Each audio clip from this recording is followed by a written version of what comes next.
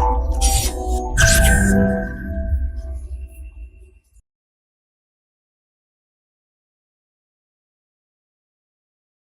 everyone, this is Prem Sodani coming up with the next round of our quiz session, and in this session we generally discuss some of the very important current affairs in terms of question and answers, right? So let's get started with the 27th December's current affairs in terms of question and answers. This is the first question with reference to national policy on biofuels. Consider the following statements. The first says it prohibits the use of surplus food grains for the production of ethanol for blending with petrol. So before going to the statements, let me discuss here about this national policy on biofuels. This came in 2018. So what this policy was aimed at? This was aimed at कि now we have divided these fuels in two categories. One was basic, the second one was advanced, right? In case of basic, these were to be developed with food crops, right? So this was basic, and in this case that was from non-food crops, right? Further, it was in case of basic classification, these were the first generation fuels, right, under this one, and in case of advanced one, they were second generation, third generation and fourth generation fuels. Let me discuss all these things in detail. I will discuss them. But the thing is कि national biofuel policy जो थी, that was aimed at कि surplus food grains should also be used in the production of ethanol, right? This was the aim of this policy, because we wanted to use this surplus food grains, right? But for that, for these food grains, in order to use them, we need to have the clearance from National Biofuel Coordination Committee. Biofuel Coordination Committee, right? The approval of this committee was very much required if you want to use these food crops, especially in production of ethanol. So approval of this one was required. So the first statement is not true. You have to remember, this was not aimed at to prohibit. This is not true. This was to, it was actually the aim of this policy to use these food grains, right? So first statement is not true. If you are eliminating this one, you are left with only this option, that is 2 and 3 are the correct answers, right? So the second statement says it encourages setting up of supply chain mechanism for biodiesel production from non-edible oil seeds. This is true, right? We were supposed to invest, in these supply chain, especially in this non-edible oil seeds, and it categorizes biodiesel as basic biofuel. This is also true. When we were discussing about this classification, so this basic, in case of basic, these were the first generation fuels, and under these first generation, this was biodiesel, right? And this was bioethanol. So these were under this basic classification only. So let me discuss here what other provisions were there in national policy on biofuels. If you want to take the screenshot, you can. In case of first generation fuels, you have to remember these were to be produced with the food crops, right? And the example is bioethanol or biodiesel. This is true. That is statement number 3 is true. Biodiesel was classified under basic, right? The second generation fuels are mainly made up of this non-food crops or non-edible parts of the crops, you can say. Non-edible or non-food crops, you can say. The example could be biohydrogen, right? The third generation fuel were supposed to be made by the help of, especially in crop, जो special crops होते हैं उनसे बनेंगे. For example, algae can be there for the production of these biofuels, right? Fourth generation fuels would be, these algae will be genetically modified, right? In order to have more and more production, to increase the production, we are going to genetically modify these algae in the fourth generation biofuels. So remember, these 2, 3 and 4G will come under advanced biofuels, okay? And the first generation would be basic biofuel.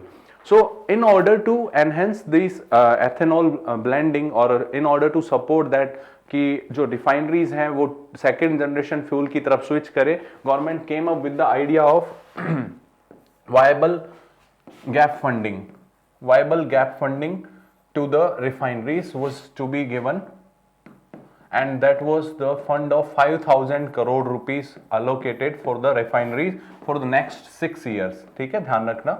कि ये second generation जो है उसकी तरफ switch कर लें, उसकी तरफ आ जाएं, है ना, उसके लिए वायबल गैप फंडिंग भी दी जाएगी इन रिफाइनरीज को. So this was the idea behind this national policy on biofuels. So this was all about that one. Second and third is true. The answer would be 2 and 3. Okay. Coming to the next question, that is related to olive ridley turtle. Consider the following statement. These are the smallest and most abundant of sea turtles found in the world. This is true. Okay. This is the smallest one and most abundant. That is true. The grouping of male turtles in sea is called as Aribada. This statement is not true because this is not the male turtles grouping. This is the practice of mass nesting, right? Remember this one. This is the practice of mass nesting. Mass nesting. And that is known as Aribada. So Aribada practice is mass nesting practice which is found in olive ridley turtles. And remember their colonies are known as rookery, right? Rookery. So colony is known as rookery. The practice of mass nesting is known as Aribada. They are the smallest and most abundant turtles. And remember other one important thing about them, they are generally found in warm ocean and tropical waters in general, right? Tropical waters. So they would be found in Pacific, and most abundantly they are found in Pacific Ocean. The second is in Indian Ocean also, and the third is Atlantic Ocean also, right? And because of they are found in abundance in Pacific Ocean, they are sometimes in very loose terms they are also known as Pacific turtles, right? So this is about olive ridley turtles. Why they are in news? Because now we are going to tag them, right? For in order to track their route from where they are coming to the India, from India how they are traveling, and how these can be prevented from the practices of the smuggling, what is the exact route that they are taking. So for that we are going to tag them. And especially remember, let me show you with the help of map, this area of Odisha is famous for this olive ridley turtles. That is you can see here, that is this area of Gahir Mata Sanctuary. This is very famous for these olive ridley turtles, and this whole area is famous for their mass nesting practice, that is for Aribada, right? So you can see here, that is the river Devi, that is nothing but the Mahanadi river's tributary. So Mahanadi river, Devi river, and here this one other river is there, that is Rushi Kulya river. So this coast of Odisha is famous for the olive ridley turtles and the practice of Aribada practice, right? Now they are also classified under IUCN's red list. They come under vulnerable category. Vulnerable category. In terms of CITES, that is Convention on International Trades on Endangered Species, they come under Appendix 1. That is protection has been provided to them under this Appendix 1. And in case of Wildlife Protection Act of India, that is in 1972, they come under Schedule 1.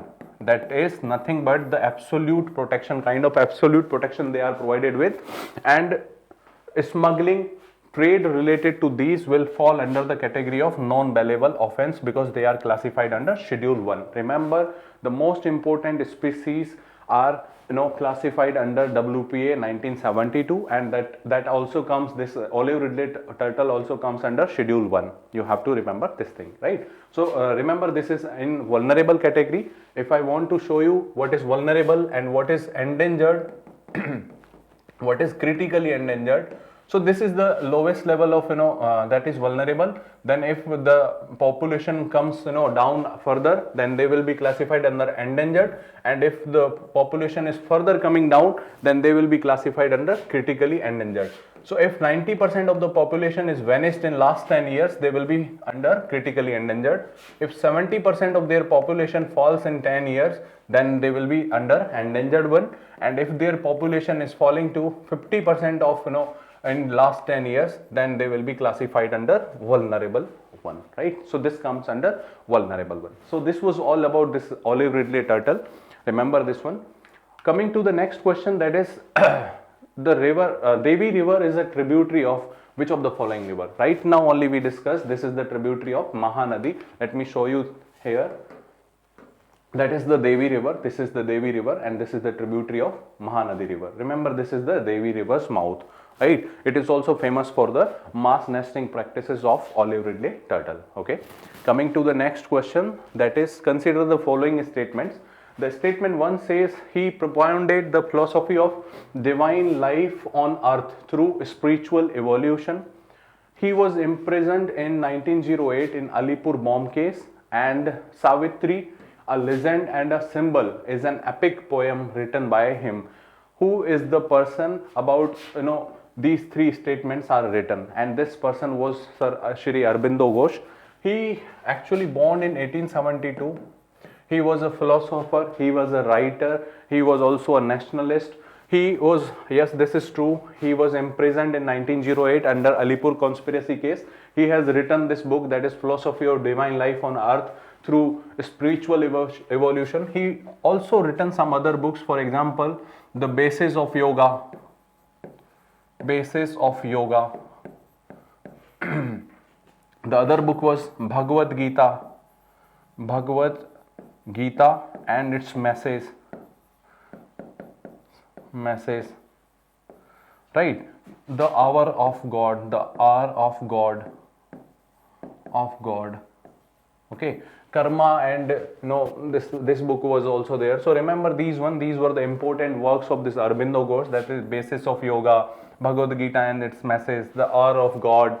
This was the philosophy of divine life on earth through spiritual evolution, Savitri. So these were the literary works which were created by this man, that is Aurobindo Ghosh. Okay, and yes, one more important journal that was in 1905 came into the picture, that was Bande Mataram.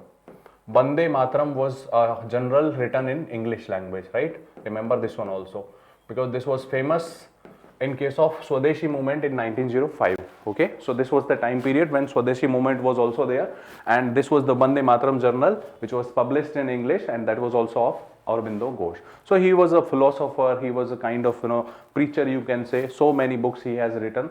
So remember all these books about him. Okay.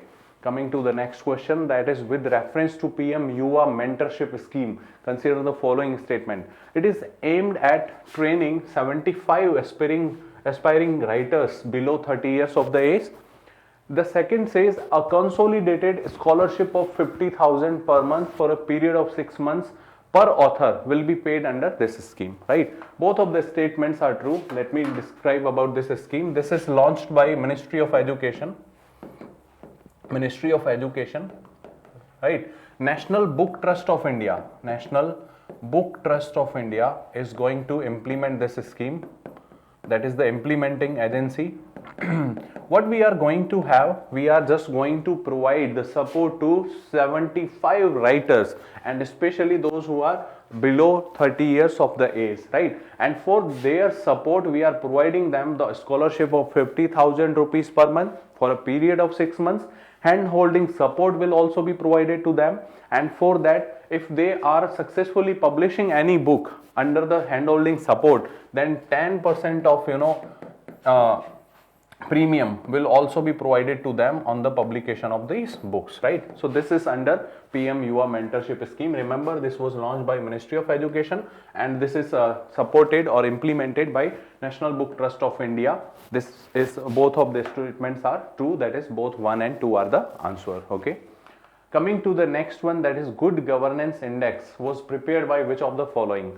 Remember this one, not the Niti Aayog, and this was Department of Administrative Reforms and Public Grievances. Remember, the good governance can be reflected if you are resolving the problems of the people, and this is why you can relate this one. This is the Administrative Reforms and Public Grievances Department, because if you are solving these public grievances, then only you can move forward towards this direction of good governance, right? Good governance. So this Good Governance Day is celebrated on the birth occasion of our PM, that was late Atal Bihari Vajpayee ji, and the day of 25th December, that is the birthday of Mr. Atal Bihari Vajpayee ji, is celebrated as a Good Governance Day in our country, right? So you have to remember this one. This was the Department of Administrative Reforms and Public Grievances, and not the Niti Aayog. Remember this one, okay? Coming to the next question.